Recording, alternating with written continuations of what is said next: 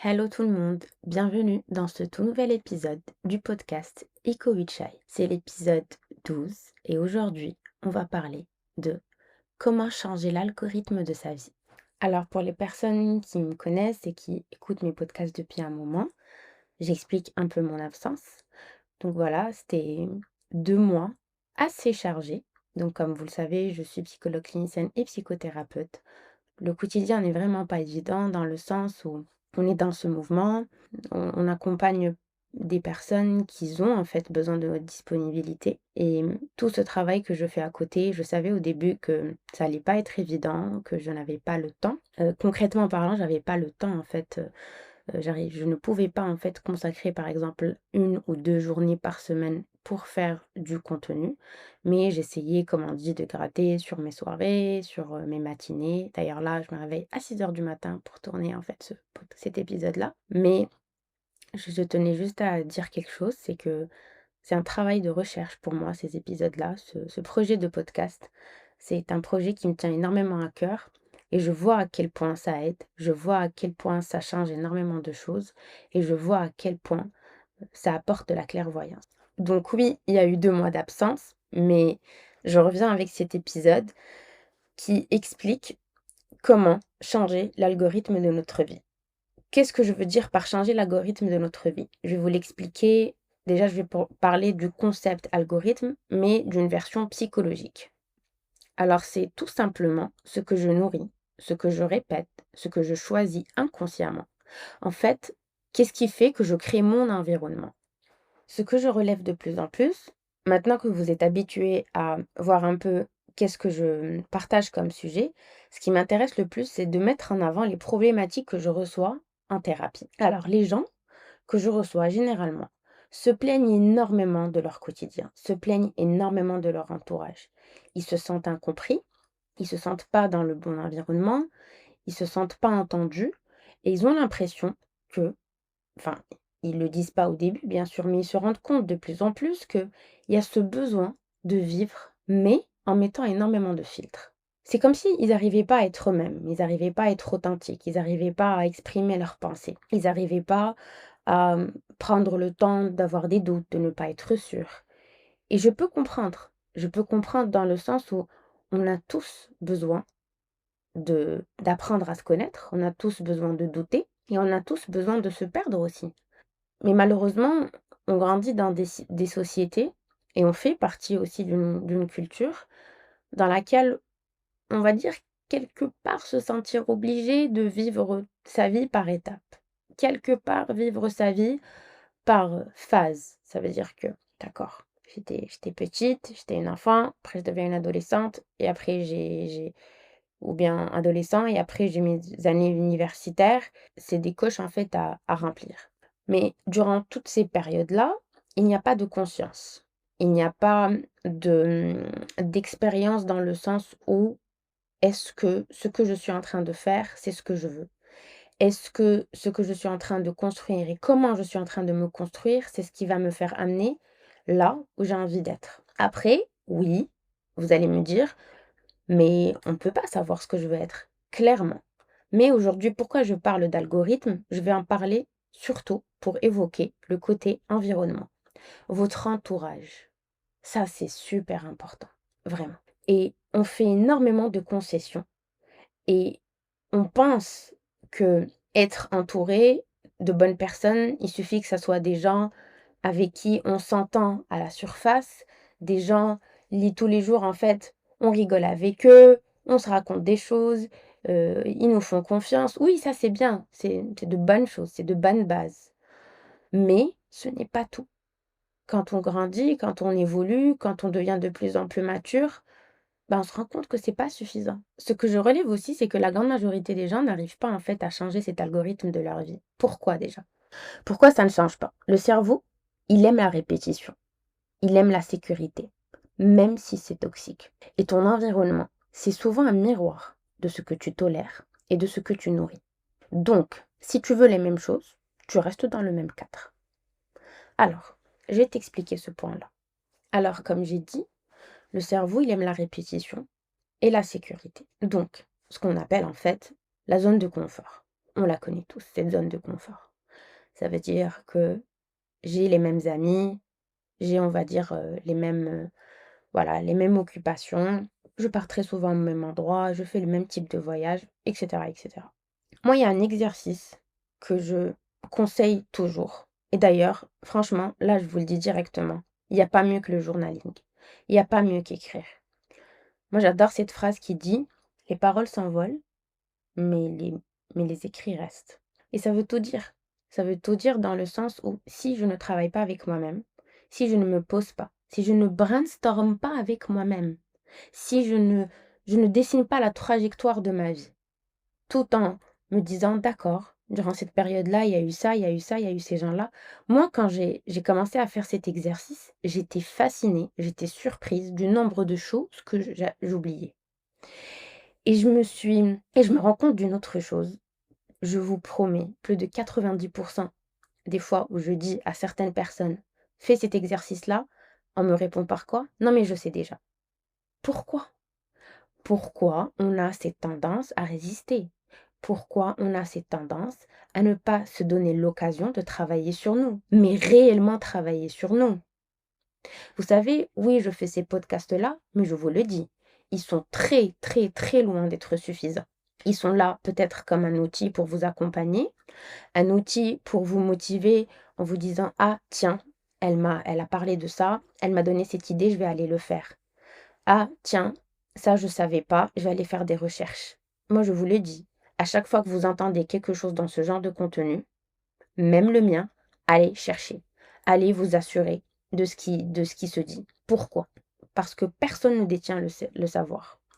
Parce que personne n'est là pour que vous buviez ses paroles et pour que vous preniez tout ce qu'il dit ou tout ce qu'il dit pour une vérité absolue.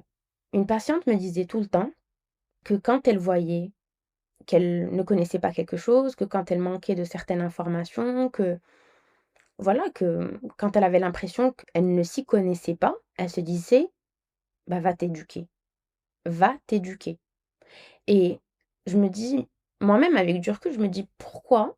Par exemple, dans pas mal de cultures, quand tu dis à quelqu'un: «Va t'éduquer», on le prend mal.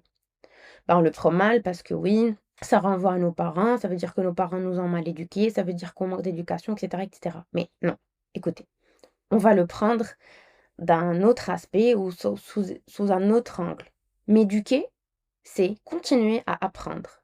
M'éduquer, c'est continuer à évoluer, c'est continuer à grandir, c'est continuer à me dire que peut-être que cette info, je chercherai un peu plus, on va dire, l'explorer. Peut-être que je chercherai à un peu plus exceller ou être un peu plus dans la performance dans ça ou ça. Je vois qu'il y a beaucoup de gens qui font des formations et c'est excellent, c'est une bonne chose. Franchement, c'est top. Bravo. Juste déjà, assurez-vous des formations que vous faites et assurez-vous que cette formation, elle vous aide. Assurez-vous que cette formation, c'est ce qu'il vous faut. Parce qu'il y a beaucoup de personnes, je les vois, ils me disent: «J'ai fait ceci, j'ai fait cela, j'ai fait cette formation et cetera, ça m'a coûté tant et tout, mais franchement, ça m'a pas aidé». Bah, c'est facile de dire ça et c'est facile de jeter la faute sur la personne qui vous a formé. Mais la personne qui vous a fait cette formation, elle a une offre et la demande, elle est de votre côté. Ça veut dire que vous êtes le ou la seule qui est responsable du fait que vous avez choisi ou pas cette formation. Cette personne-là, cette formatrice ou ce formateur, il n'est pas responsable en fait à 100. Après, on dépend de chaque personne bien sûr, mais des fois, vaut mieux un peu plus découvrir qui sont les personnes qui sont intéressées aux formations et de voir si c'est fait pour eux ou pas. Mais il faut prendre en considération que de l'autre côté, oui, c'est quelqu'un qui offre une formation, qui veut transmettre et tout, mais c'est aussi un business. Donc n'en voulez pas à l'autre personne si elle veut vendre son business.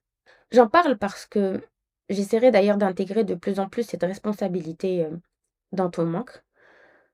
J'entends très souvent, les gens ne pas se responsabiliser, les gens toujours en fait, jeter la faute sur les autres.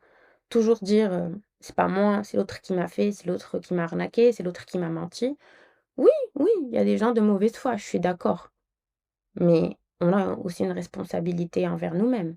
Si moi, je prends le temps, si moi je ralentis, si moi je me pose les bonnes questions, si moi à la place d'être, impulsive et de me dire: «Oui, c'est ça et tout». et je prends même pas 10 minutes, même pas 1 heure, même pas une journée en fait, pour réfléchir concernant certaines choses, bah, c'est tout à fait naturel en fait que je me fasse avoir. Il faut pas être surpris. Alors maintenant qu'on a parlé dans cette partie 1 de l'algorithme, on va parler de changer cet algorithme-là concrètement.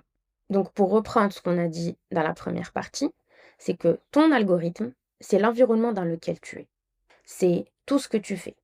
Mais pour moi, l'algorithme, c'est surtout les gens. C'est surtout ton entourage. C'est surtout tes fréquentations. C'est tes activités. Vous savez, j'ai remarqué aussi autre chose, c'est que beaucoup de personnes font énormément de choses dans leur vie. Et quand je leur pose la question, c'est, par exemple, pourquoi tu fais ça? Pourquoi tu vas là? Pourquoi tu as cette habitude? Bah, généralement, les gens, ils savent pas. Ils disent, non, mais parce qu'avec mon ami, on avait l'habitude de faire ça. Ok, et toi, est-ce que toi, ça t'intéresse toujours d'y aller? Oui, mais non. Et après, en fin de compte, quand je creuse, bah, ils finissent par me dire: «En vrai, je me suis jamais posé la question. En vrai, je sais pas si passer mon dimanche à faire ça, c'est ce que je veux faire maintenant actuellement dans ma vie». Vous savez, la vie, c'est des cycles, c'est des phases et si vous cherchez à évoluer, posez-vous la question: est-ce que vous êtes en train de vous donner les moyens afin d'évoluer? Si vous vous retrouvez à traîner toujours avec les mêmes personnes pendant tellement d'années et s'il vous plaît, je veux vraiment être claire par rapport à ça. On n'est pas là pour jeter la faute sur qui que ce soit. On peut être avec des personnes qui sont hyper bienveillantes, adorables, loyales, tout ce qu'on veut. Et quand je dis changer l'algorithme, ça ne veut pas dire que vous allez leur dire: «Ah ciao, c'est bon, moi je vais aller faire ma vie ailleurs» ou bien «Je vais traîner avec d'autres personnes et je t'oublie parce qu'il y a rien qui change avec toi». Non, non, non, non, je ne parle pas de ça. Je parle du fait que peut-être, surtout quand c'est des groupes soudés, je l'ai beaucoup remarqué ça. Quand c'est des groupes soudés, c'est des copains ou des copines qui se connaissent depuis très longtemps, ils ont tendance un peu à rester dans le même fonctionnement. Les mêmes choses qui se répètent, les mêmes activités, les mêmes sujets. Et s'il y a quelque chose qui vient comme ça naturellement dans la vie, OK, mais sinon, il y a rien qui change. Alors, dans ce genre, si vous êtes dans ce genre de situation-là, ce que je vous propose de faire, c'est de briser un peu ce fonctionnement-là. Pas en devenant distante, mais en disant: «Peut-être qu'il faut du changement». Vous le dites, vous l'exprimez, vous dites: «J'ai besoin de changement». Peut-être qu'il faut que tout ce que l'on fait, on essaie de le casser un peu. Oui, on a besoin de repères et gardez vos repères-là. Si vous avez certaines habitudes qui vous font du bien, mais vous êtes sûr que ces habitudes-là vous font du bien, gardez-les, maintenez-les, ne les perdez pas. Mais essayez de changer les grandes lignes de votre vie en osant faire d'autres activités, en osant faire peut-être des voyages seuls, faire des voyages organisés seuls, participer à des retraites seuls. Pourquoi seul? Parce que quand on traîne par groupe, on a cette tendance à pas se connecter aux autres ou pas créer de liens avec les autres. Vous allez me dire: «Non, ça m'est arrivé de faire ce voyage et de rencontrer telle personne et tout». Oui, oui, oui, je vous crois, je sais ce que c'est. Mais faites ça, oui, mais faites aussi des activités où vous êtes seul. Essayez de vous découvrir sans cet entourage-là. Et déjà moi, honnêtement, j'encourage l'indépendance. L'indépendance dans tout, dans les relations amicales, amoureuses, familiales, tout. Je ne peux pas toujours traîner par meute. Je ne peux pas être toujours entourée. Je peux pas, là où je vais, il y a quelqu'un avec moi. On n'est pas des personnes assistées. Est-ce que tu es une personne assistée? Est-ce que tu as besoin d'être assistée à chaque fois? D'ailleurs, pose-toi la question. Est-ce que tu as constamment ce besoin d'avoir quelqu'un avec toi? Est-ce que tu n'arrives pas à faire les choses tout seul? Est-ce que tu n'oses pas te pointer à un rendez-vous, à un restaurant, à un programme, à un atelier poterie, à un atelier de musique, de théâtre, bref, whatever. Est-ce que tu es capable de faire ça tout seul? Ça, c'est important. Si tu veux changer l'algorithme de ta vie, ose faire des choses pareilles. Découvre-toi tout seul. Il n'y a pas mieux.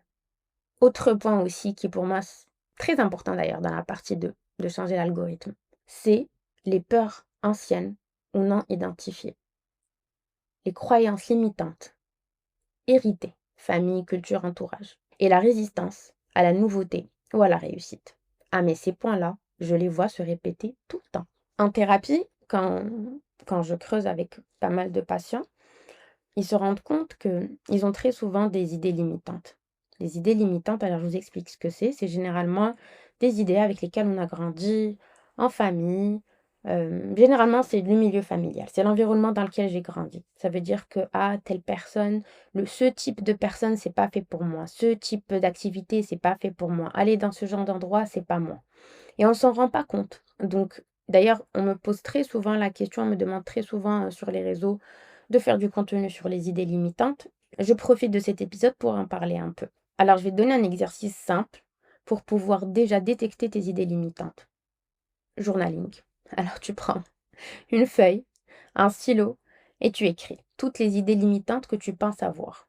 Ça veut dire toutes les idées que toi tu as, du jugement, des stéréotypes, des idées reçues, et tu commences à les noter. Mais vraiment, tu t'éclates, tu ne réfléchis pas. Je pense que ce genre de personnes, bah, ils sont comme ça.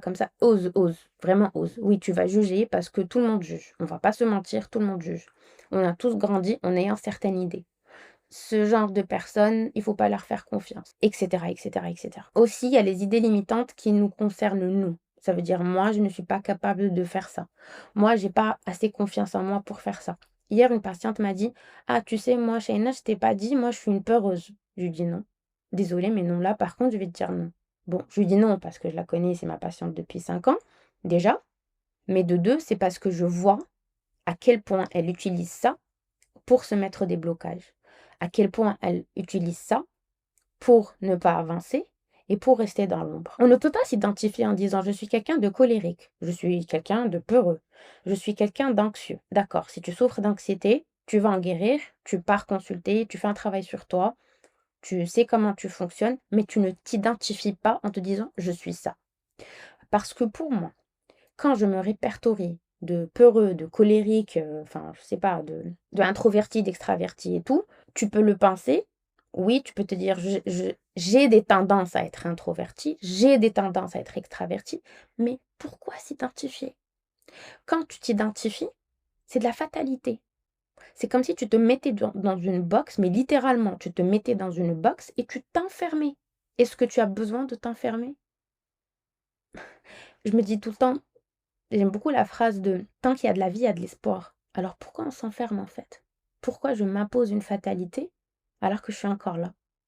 Alors que la vie, elle m'accueille, alors qu'elle m'offre plein d'opportunités et en fait, tu as cette chance et tu as cette option de changer ta vie au quotidien, tous les jours. Alors saisis-la. J'en viens à la partie 3, qui est pour moi hyper importante et je sais que ça va beaucoup vous parler parce que ça revient très, très, très souvent en ce moment. Et franchement, je suis hyper contente de voir à quel point les gens commencent à comprendre ça, à quel point les gens commencent à être conscients de ça. Et c'est les relations comme répétition de schémas. Pourquoi je tombe toujours sur les mêmes profils? Est-ce que je vais vraiment vers des personnes différentes ou est-ce que je les reconnais inconsciemment? Super importante cette question. Ce que je crois mériter influence ce que je tolère. Bah déjà pour cette question de est-ce que je vais vraiment vers des personnes différentes ou est-ce que je les reconnais inconsciemment? Bon, on va dire un peu les deux. Oui, un peu les deux. Pourquoi? Bon, reconnaître inconsciemment, moi j'y crois parce que je le vois tout le temps. Ça se répète, mais là devant mes yeux, je le vois. Je vois des patients et des patientes répéter les mêmes cycles. Et je sais à quel point c'est vraiment compliqué de s'en débarrasser. C'est un gros travail. D'ailleurs, même moi, au début de ma pratique, ça me frustrait parce que je me disais non, bah il suffit de reconnaître les signes et pourquoi en fait on répète le même cycle alors que non, non. J'ai compris que face à l'inconscient, on est toujours perdant. Tu ne peux jamais gagner. C'est lui qui décide. Il suffit pas que tu reconnaisses certaines choses. Que tu reconnaisses, c'est bien, mais il faut que tu travailles ta conscience. Parce que revenant à ce qu'on a dit dans la partie 1, le cerveau, il aime la répétition. Le cerveau, il aime la sécurité, même s'il est toxique. Donc, même si je reconnais les signes, même si je commence à être conscient, le cerveau a besoin, bah, comme si tu le rééduquais, comme si tu lui apprenais de nouvelles choses. Donc, il a besoin d'un temps d'adaptation dans lequel il va apprendre petit à petit que si avant on réfléchissait de cette manière, que si avant on raisonnait de cette manière, ah bah peut-être qu'il faut changer ça, mais en douceur. Il ne faut pas le brutaliser.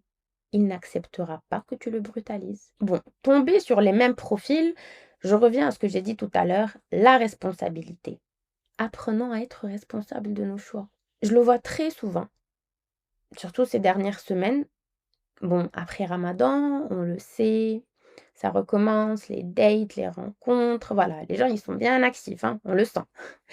Et donc, bah, pas mal de mes patients et patientes me racontent un peu leurs, nouvelles rencontres, beaucoup d'impulsivité aussi et d'ailleurs, c'est une bonne chose dans des moments pareils de se rendre compte que nos séances, en fait, que la séance de psychothérapie, que ta séance avec ton psy, elle te sert à ralentir, elle te sert à te remettre en question et elle te sauve, littéralement, elle te sauve. En tout cas, moi, personnellement, c'est comme ça que je considère mes propres séances avec mon psy et des fois, tu te mens, des fois, tu continues à te nourrir, mais à te blinder avec des excuses, avec des raisons qui ne sont pas fondées et tu commences toi-même, c'est comme si tu allais acheter des paillettes, tu vois? Mais des paillettes même pas bonne qualité, hein.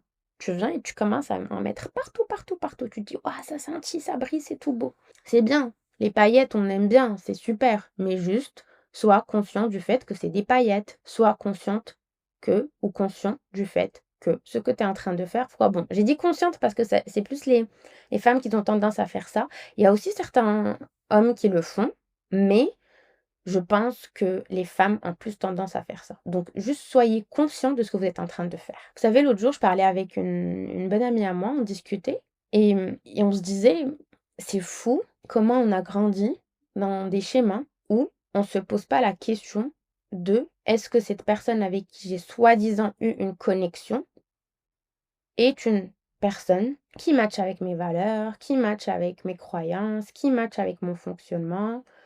Et qu'au début, j'ai juste ce besoin que la personne matche. Ça veut dire que je peux m'accrocher à n'importe quel détail, mais vraiment n'importe quoi pour faire croire à mon cerveau que c'est bon, c'est ça. Pourquoi c'est pas bon? Parce que l'autre personne que vous rencontrez, et là j'en parle amoureusement et amicalement, les 2, hein. D'ailleurs, nous on en parlait amicalement, c'est pourquoi j'ai ce besoin que l'autre, bah, soit un peu mon sosie. Pourquoi cette personne est censée être, voilà, genre: «Waouh, on s'entend sur tellement de points, on est pareil, on sait» non, non, cette autre personne est censée être différente. Cette autre personne est censée avoir une autre éducation que la tienne. Elle est censée, en fait, avoir son propre background. Oui, d'accord, c'est vrai que des fois, quand on vient un peu du même milieu, on a certaines similitudes, ça aide. Oui, je suis tout à fait d'accord. Mais croyez-moi, ça suffit pas. Vraiment, j'en ai fait l'expérience, ça ne suffit clairement pas. Parce qu'il y a des gens qui ont évolué, grandi dans des environnements différents, qui ont vécu d'autres traumas. Il y a des personnes aussi qui ont des tendances à pas, en fait, vouloir évoluer. Des tendances à peut-être ne pas voir la vie comme vous la voyez et je sais que des fois ça peut paraître triste parce que j'en parle avec pas mal d'ailleurs de personnes en ce moment qui me disent: «Oui, il y a cette personne dans ma vie, je l'aime beaucoup, mais je sens en fait que j'ai plus trop ce besoin de la voir, que j'ai plus trop ce besoin de passer du temps avec elle et pourtant je l'aime vraiment énormément et je vois à quel point c'est douloureux» et je leur dis: «Écoutez, si cette personne, elle vous aime vraiment et si cette personne, vous vous comportez avec elle avec bienveillance et avec respect, il y a rien de méchant qui va se passer. Vous pouvez peut-être vous éloigner pendant une période et peut-être qu'un jour, quand vous allez être aligné dans énormément de choses dans votre vie, vous allez vous retrouver». Pourquoi on est toujours dans le noir et blanc? Pourquoi c'est soit on est super amis ou bien super proches ou bien on se parle pas et je te déteste? Ça franchement, ça manque de maturité, sauf si il y a de la malveillance, sauf s'il y a de la mauvaise foi, sauf si vous sentez que la présence de l'autre personne ne vous apporte pas grand-chose. Là, vous êtes libre, mais vraiment vous êtes libre. En tout cas, vous êtes toujours libre de faire ce que vous voulez. Là, on est juste en train de conscientiser les choses, de travailler notre awareness et de, voilà, d'évoluer dans le sens où on va être de plus en plus responsable de nos propres choix. Alors, j'en viens à la partie 4 qui est la dernière. Le rôle de la famille dans notre algorithme. Très important. Les dynamiques familiales qui sont non résolues, qui représentent en fait des freins, qui sont des freins invisibles certes, mais c'est des freins. Vous savez, ce qui est incroyable avec la thérapie, c'est quand je vois des changements qui, honnêtement, même moi au début, je me disais, ok, faut pas trop rêver quoi. D'ailleurs, dernièrement, il m'est arrivé, enfin, il s'est passé certaines choses, que ça soit dans ma propre vie ou bien dans mon travail. Et j'ai eu la preuve que quand tu travailles dur et quand tu as cette discipline et cette régularité, les choses finissent par changer. Alors, Je vous explique sans pour autant trop rentrer dans les détails. Maintenant, vous me connaissez. Cette année, j'ai pu, je suis très reconnaissante, alhamdoulilah, atteindre énormément d'objectifs qui me tenaient énormément à cœur. Et je crois que dans le mouvement, je travaille beaucoup, je l'avoue, je m'en cache pas. Dans le mouvement, je me rendais pas compte de tout ce que j'avais accompli. Et voilà, je me sentais plus safe, je me sentais plus confiante, je me sentais plus ancrée. Et je ressentais ça à chaque fois, à chaque fois, à chaque fois. Alors, je vous raconte quelque chose d'assez personnel par contre, sur moi. Il y a à peu près un an et quelques, j'ai fait, voilà, j'ai fait un assez grand investissement, un grand achat que je ne croyais pas un jour faire dans ma vie parce que j'ai toujours eu peur ou bien pas peur, mais disons que j'ai toujours un peu évité tout ce qui est engagement. Quand on me disait: «Fais ceci, fais cela», donc j'avais cette tendance à dire: «Non, j'ai envie d'être libre, j'ai envie de partir où je veux, quand je veux. J'ai pas envie d'être, rattachée à un endroit ou rattachée à un pays ou peu importe». Et on en discutait très souvent avec mon psy et de temps en temps, j'en parlais un peu avec, mon père et je sentais que ça bloquait, je sentais qu'il y avait un problème par rapport à ça. Bon, anyway, sautant les étapes, donc il y a un an et demi, j'ai fait cet investissement. C'était pas évident dans le sens où j'avais peur, quoi, j'avais super peur. Je me rappelle, je changeais d'avis 5 fois par jour et bon, mon père m'a aidée, je l'avoue. Il m'a aidée psychologiquement et financièrement, mais ça m'a beaucoup aidée dans le sens et d'ailleurs il me le disait, il me disait: «Et juste fais ce pas-là parce que crois-moi, ça va te changer la vie». Ça ne veut pas dire que tu vas devoir rester là, ça ne veut pas dire que tu vas devoir ne pas changer ta vie quand tu veux, ça ne veut strictement rien dire, ça va juste te rendre encore meilleur. Et voilà, donc j'ai sauté le pas, je l'ai fait. En plus, c'était un coup de cœur, donc ça a beaucoup facilité les choses. C'était vraiment mon coup de cœur. Je ne pensais pas un jour, avoir un coup de cœur, pareil et j'avoue que tout a changé depuis. Tout a changé depuis et à chaque fois, genre ça m'arrive très, très, très souvent, dans des moments où je suis fatiguée, dans des moments où voilà, où tu doutes, où tu te dis: «Je vais où comme ça? Est-ce que cette vie a un sens?» Et là, je me sens ancrée. Là, je me sens stable et je sens que je me sens chez moi, que je suis chez moi, que j'aime chaque petit détail, que j'adore, le fait de penser des fois à acheter ceci, à faire cela, à ranger ça. Et en fait, ce que j'ai commencé à faire, c'est, prendre mon téléphone et écrire un message à mon père pour le remercier. Et à chaque fois, je le fais. Et d'ailleurs, dernièrement, il me dit: «Pourquoi à chaque fois tu fais?» Je lui dis: «Parce que tu m'as aidé, parce que tu as été là, parce que quand je changeais 5 fois par jour, d'avis, tu me disais: "C'est rien, ça va être juste ton premier achat, tu verras, c'est rien"». Et pourquoi je le remercie? Parce que voilà, parce que je doutais beaucoup, parce que je me suis rendu compte que j'avais tendance à énormément m'auto-saboter. Et vous savez, ce qui a changé dans ma vie depuis cet achat-là, c'est que tous ces schémas, énormément de schémas que j'avais dans ma vie avant, ils se sont tous arrêtés. Vraiment, niet d'un coup. J'ai arrêté de me mentir sur énormément de choses. J'avais un syndrome du sauveur, mais oh mon Dieu, énorme comme une montagne et j'avais plus besoin là. Mon énergie, j'ai appris à la rediriger dans autre chose. J'ai appris à l'investir dans mon travail, dans le projet podcast d'ailleurs. D'ailleurs, tout est né depuis. Tout a commencé à éclore, tout a commencé à grandir depuis. L'algorithme de ma vie a clairement changé. Même dans mon entourage, je dirais pas que j'ai fait le tri parce que j'aime cette phrase, ça peut être super mal perçu, mais dans le sens où je me suis rendu compte qu'il y avait certaines relations qui ne m'apportaient plus grand-chose et auxquelles moi-même je n'apportais plus rien.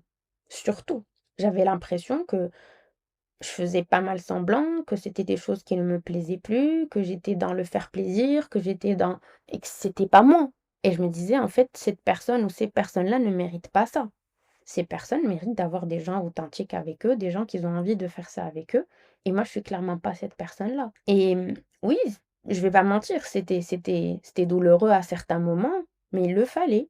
Il le fallait parce que c'est comme si tu remplissais, en fait, ton espace, mais avec des dynamiques dans lesquelles toi, tu n'évolues pas, dans lesquelles l'autre aussi n'évolue pas parce que quelque part, bah, tu joues un rôle et peut-être que lui aussi, mais bon, ça, c'est sa responsabilité. Comme j'ai dit tout à l'heure, on doit être responsable avec soi.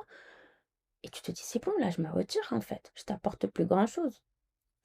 Vous savez, en parlant d'algorithme, quand je travaille avec, Surtout des femmes, en fait, qui vivent des mariages compliqués avec des partenaires de vie avec qui ça se passe plus trop bien. La chose que j'ai appris à faire, c'est ne pas les laisser se concentrer sur le partenaire, mais vraiment les responsabiliser sur elles-mêmes. Toujours pousser la personne à ce qu'elle se remette elle en question, à ce qu'elle, elle comprenne qu'est-ce qui a fait qu'elle a choisi cette personne, qu'est-ce qu'elle a fait qu'elle a voulu ce mariage, qu'est-ce qu'elle a fait qu'elle a fait qu'est-ce qui a fait qu'elle a fait un enfant, etc., etc. Parce que si tu passes ta vie à te dire telle personne, tu vas jamais t'en sortir. Tu vas jamais évoluer. Tu vas toujours te dire c'est toujours à cause des autres. Tu vas développer une hypervigilance, tu vas commencer à être méfiant, à te dire ah non, je fais pas confiance. Ah, ok, et du coup, tu vas avancer, tu vas aller où comme ça en fait? C'est pas possible. Mais si tu travailles sur ta personne, si tu te rends compte que toi, tu as ces idées limitantes-là, que tu as des freins, que tu ramènes de, voilà, de tes propres croyances, de ton fonctionnement familial, de pas mal de choses, bah là, par contre, tu pourras évoluer. Alors, pour finir sur une bonne note, bon, j'ai décidé que les podcasts allaient être de plus en plus courts, comme ça ils sont plus légers, mais plus aller à l'essentiel. Alors, ce que je veux que tu gardes en tête, c'est que changer l'algorithme de ta vie, ce n'est pas tout chambouler du jour au lendemain. Non. Alors, essaye de le prendre comme si tu injectais du neuf dans du vieux, mais petit à petit, en douceur. Ça peut être une rencontre, une décision, une action différente. Et en fait, tout ça, ça peut suffire à enclencher un autre cycle, un nouveau cycle. En tout cas, j'espère que cet épisode fera écho en toi. N'hésitez jamais, mais vraiment jamais, à me poser vos questions. Vous avez mon adresse mail, voilà, sur les réseaux. N'hésitez pas non plus à m'envoyer des mails. Vraiment, je vous encourage. Moi, j'adore lire et j'adore écrire, les deux. Donc, n'hésitez pas. Si je prends un peu de temps à répondre, je m'en excuse. C'est juste que, bon, voilà, comme je vous ai dit, dans le mouvement, c'est pas de la vie de tous les jours, c'est pas évident. Mais vous pouvez pas imaginer à quel point ça me fait plaisir de recevoir vos messages, à quel point ça enrichit et ça apporte une valeur, mais inestimable à tout ce que je fais à côté. Bah, en tout cas, c'est simple.